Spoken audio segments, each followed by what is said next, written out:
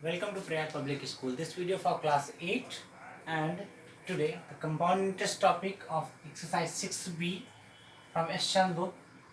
Question number 6 से हमें जो है बताना है. क्वेश्चन नंबर 6 में बहुत सारे बच्चों को शायद प्रॉब्लम हुई है. उन्होंने क्वेरी को आस्क किया हुआ था. मैं उस समय उनका जो है ये प्रॉब्लम नहीं सॉल्व कर सका क्योंकि स्टेटमेंट वाइज मैं उनको बता दूं उन्हें समझ में नहीं आने वाला.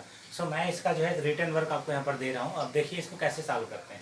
यहाँ जो क्वेश्चन कह रहा था मैंने उसको थोड़ा सा सब्स्टिट्यूट कर लिया है और जो है उसे सुधीर का केस और प्रशांत का केस दो अलग अलग केस है. इसमें सुधीर के केस में क्या है कि मनी 2000 रुपीज़ लेंड की गई है at the 10% rate per annum.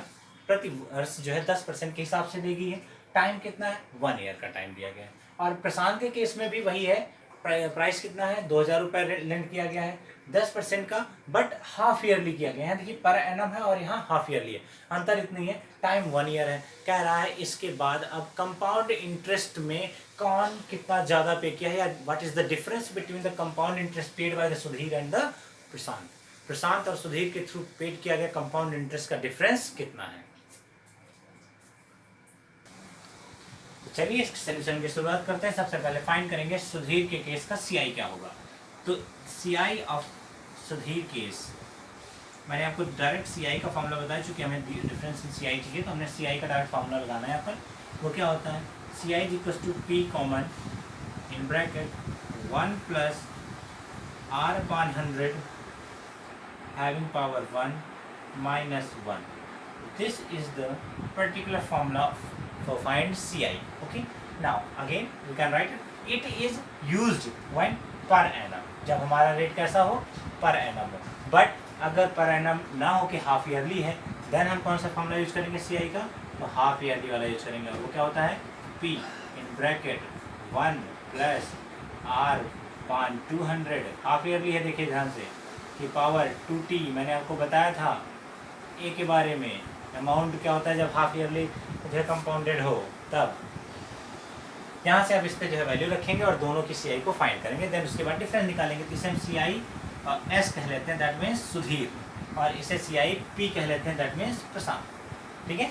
अभी देखिए यहाँ से सीआई पी की जगह पर 2000 into bracket 1 plus R upon 100 को सॉल्व करते हैं. 1 प्लस 10 अपान 100. यहाँ 10 रखेंगे, यहाँ अपान 100 कितना हो जाएगा? 11 अपान 100. ठीक है. तो इसको सॉल्व कर लेते हैं. वैसे 1 प्लस 10 अपान 100 कि पावर 1 से कोई मतलब ही नहीं होता, हटा ही देते हैं.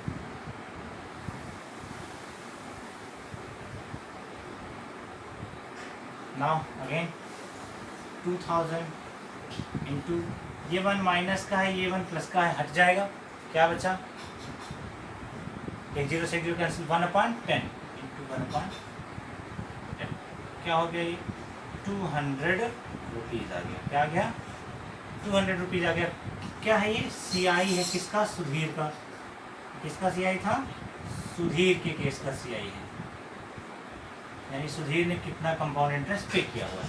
इसको अगेन आते हैं, इस पर सॉल्व करते हैं. इसको देख क्या हो जाएगा. यहाँ से 2000 इंटू ब्रैकेट 1 प्लस R 10 अपान 200 having power 2t 2 into 1 2 minus 1 2000 into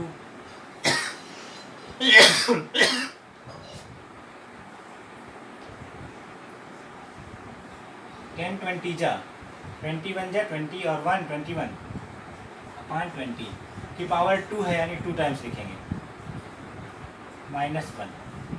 इसको सॉल्व कर लेते हैं. 2000 इंटू ये हो गया 441 माइनस का 1 है तो एलसीएम लेंगे. माइनस 400 अपान नीचे 400. इसको सॉल्व करेंगे. आ जाएगा आपका 2 0 कैंसिल. 4 5 जो 25 इंटू 441 में 400 जाएगा 41 आएगा. 5 इंटू 41 यानी 205. कितना सीआई आया है इसका? प्रशांत के केस में सीआई निकला है 205 रुपये और सुधीर के केस का सीआई कितना है? 200 रुपये. तो अब हमें क्या चाहिए था? Difference between them. इनके बीच की सीआई का डिफरेंस. तो difference compound interest paid by Prashant minus compound interest paid by Sudhir is 205 प्रशांत का है माइनस सुधीर का कितना है 200 है, पे कर दिया दोनों ने, कितना आया 5 रुपये। तो इनके बीच CI का डिफरेंस कितना है 5 रुपये है। यही क्वेश्चन पूछ रहा था और आप लोगों को इसमें प्रॉब्लम हो रही थी। चलिए ठीक है, इसके बाद जो है क्वेश्चन 6 के बाद हम आप डिस्कस करेंगे 8 को।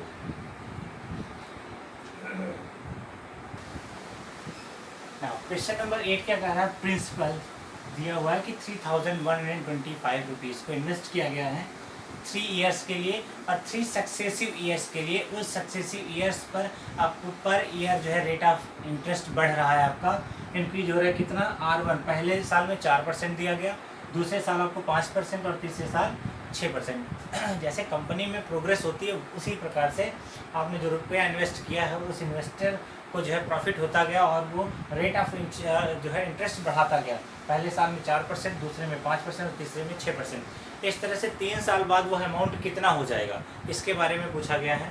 तो देखिए वो उस अमाउंट को फाइंड करने के लिए हम अमाउंट का फॉर्मूला लगाएंगे। When the successive rate of interest are given then A equals to P into 1 + R1 upon 100 into 1 + R2 upon 100 into 1 + R3 upon 100। ये चूँकि 3 है तो 3, अगर 3-4 रेट और दिए होते, टाइम और इंक्रीज होता तो पर ईयर का ये एक साल का ये हो गया, दूसरे साल का यहाँ तक का हो जाएगा और तीसरे साल का ये पूरा हो जाएगा। तो इस तरह से ये लिखा हुआ है।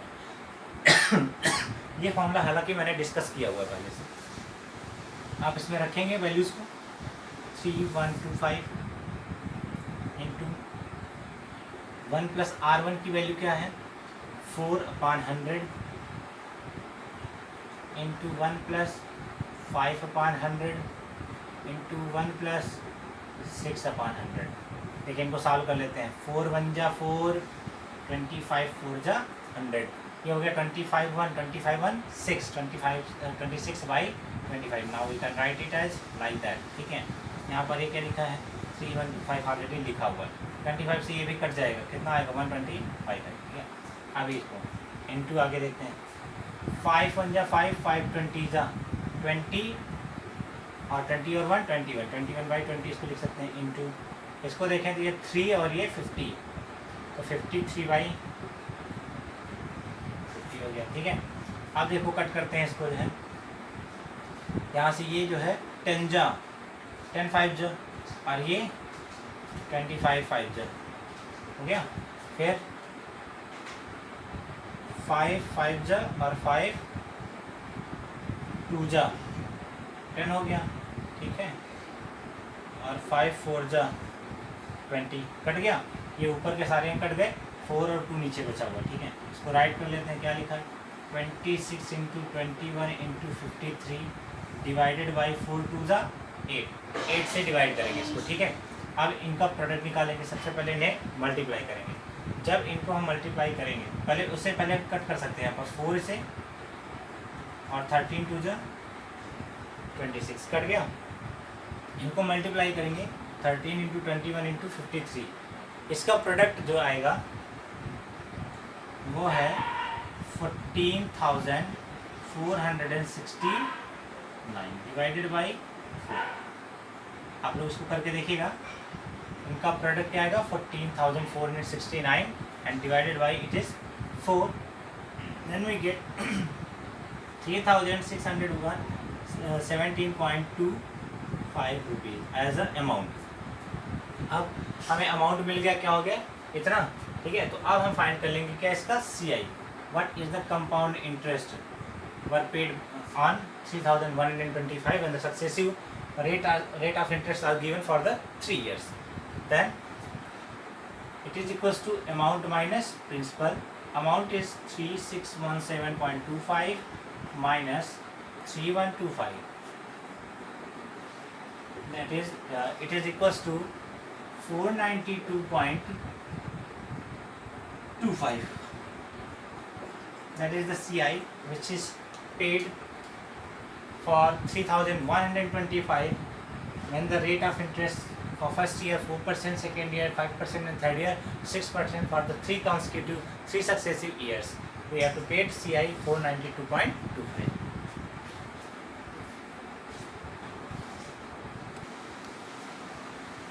Now we have to come on the next question. Is question number 10, in which the population of dogs के या numbers of dog in any nagar which is 1250 1250 कुत्ते एक किसी नगर उसमें हैं और नगर पालिका जो है क्या ऑर्डर देती है कि इन कुत्तों की संख्या को कम किया जाए।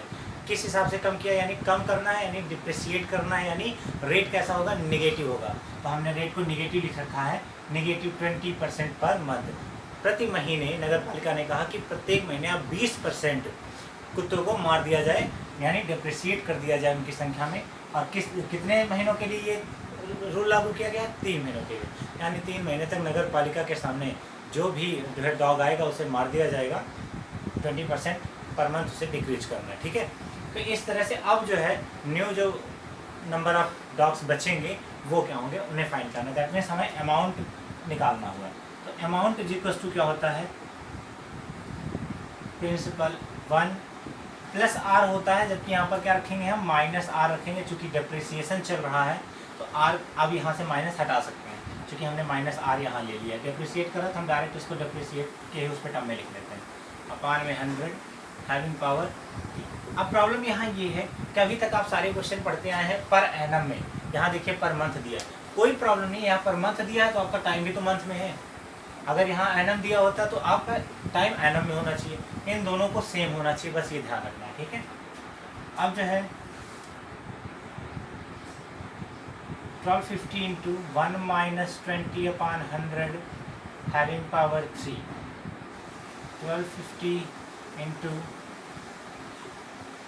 25 जा 5 1 माइनस 4 4 बाई 5 हैविंग पावर 3। देखो 5 1 जा 5 में से 1 गए, यहाँ पर 1 है अभी, यहाँ से क्या हो गया, 1250 into 4 into 4 into 4 divided by 5 into 5 into 5। मैंने ऐसा क्यों किया, क्योंकि पावर क्या है, 3 है। 5 5 जा 25 5 जा 125 125 10 जा कट गए, यानी 10 आया। 10 इंटू 4 4 जा 16 16 4 जा 64, दैट इज 640। यानी the new numbers of dogs in nagar palika is 640, यानी 20% 3 महीने तक जो है डिप्रिसिएट करने के बाद, नंबर्स ऑफ डॉग्स को डिप्रिसिएट करने के बाद या डॉग्स को मारने के बाद कितने डॉग्स वहाँ बचे हैं, 640 डॉग्स वहाँ पर बचेंगे, ठीक है।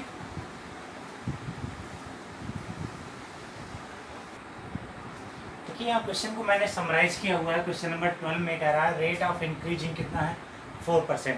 इंक्रीजिंग रेट कितना, 4% है per year. National wealth increase कर रही है और नेशनल वेल्थ का अमाउंट कितना है, 3.125 इंटू 10 की पावर 12। किस ईयर में, 1983 में, 1983 में नेशनल वेल्थ इतना पाया गया।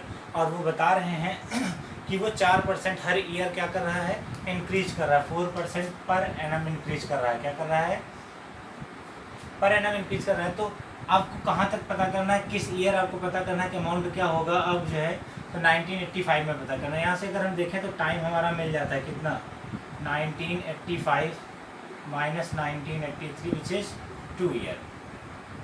यानी हमें 2 साल का क्या निकालना है, अमाउंट निकालना। 2 साल बाद अमाउंट क्या होगा, जबकि पहले नेशनल वेल्थ इतना था तो नेशनल वेल्थ अमाउंट निकालना है। अमाउंट इज इक्वल टू क्या होता है, पी ब्रैकेट में 1 plus R upon 100 having power T. ये होता है फॉर्मूला हमारा, इस पर रख लेते हैं, इसको निकल आएगा 3.125 इंटू 10 की power 12, that is P. P की वैल्यू क्या है, ये इंटू 1 प्लस आर की वैल्यू क्या है, आर देखिए आप 4% है, 100 की पावर टी कितना है, तो 2 ईयर है। 425 यहाँ पर है, 25 बन जाए 25 1 26 बाई 25 हुआ, 2 टाइम्स है। Now we write it 2 times again, 3.125 into 10 की पावर 12, ये ऐसे लिखा रहेगा। देखिए 25 से इसे कट करेंगे, ये आएगा 125, लेकिन पॉइंट यहाँ पर 3 अंक के बाद है, नीचे पॉइंट हटा के 3 जीरो बढ़ा देंगे एक के आगे, और 25 5 जा हो गया। यहाँ से जो है इसे सॉल्व करें, ये तो 3 जीरो है, यहाँ से कट कर देंगे इसको, ये बचेगा 10 की पावर 9, यानी आगे आपका इंटू 10 की पावर 9। मल्टीप्लाई किसको करना है, 5 इंटू 26 इंटू 26 को मल्टीप्लाई करना है, ठीक है। तो इनका मल्टीप्लाई करेंगे, आ जाएगा कितना 3380 इंटू 10⁹ आप लोग कर लीजिएगा इसको जो है, क्या आएगा अमाउंट हमारा 3380 इंटू 10⁹ अब अमाउंट क्या हो जाएगा, ये हो जाएगा। अभी यहाँ पर देखो 10⁻12 में दिया, अगर हम चाहें तो इसे 10⁻12 में भी लिख सकते हैं, कोई प्रॉब्लम नहीं है। जैसे अगर 10⁻12 में आप लिखना चाहें तो क्या हो जाएगा, amount is equal to 3.380 into 10⁹ थी, देखो 9 1 2 3 के बाद डेसिमल इधर गए हैं ना, इधर गए यानी पॉजिटिव करेंगे तो कितना हो जाएगा 9×3=12 हो जाएगा। तो हमारा अमाउंट देखो अभी भी पहले से इंक्रीज हो गए, यानी नेशनल वेल्थ क्या हो गई, इंक्रीज हो गई, क्योंकि 4% पर एनम इंक्रीज हो रही थी। ठीक है, अब आते हैं होमवर्क में। इस एक्सरसाइज को कंप्लीट करना है आपको, आपका होमवर्क है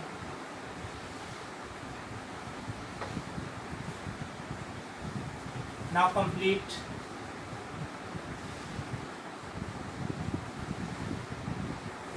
योर एक्सरसाइज 9B। और इसके बाद जो है लिस्ट एक्सरसाइज बचेगी 9C, उसे जो है हम स्टार्टअप करेंगे, फिर इसके बाद नेक्स्ट चैप्टर को स्टार्ट करेंगे। क्योंकि आप ही के टर्म 1 में से जो है थोड़ा सा अभी पार्ट बचा हुआ है। तो now complete your exercise 9B आपको अपनी पूरी एक्सरसाइज कंप्लीट करनी है। मैंने जो है आपको एक एक क्वेश्चन को छोड़ कर बताया हुआ है, जो भी अब क्वेश्चन छूटे हैं उनको आप लगाइएगा। If you conduct any problem then जो है आप क्वेरीज में अपनी पूछ सकते हैं, आपको वो टाइम दिया जाता है क्वेरीज आस्क करने का। ठीक है, सो आपको होमवर्क समझ में आ गया होगा। Now complete your exercise 9B, आपको एक्सरसाइज 9B पूरी कंप्लीट करनी है।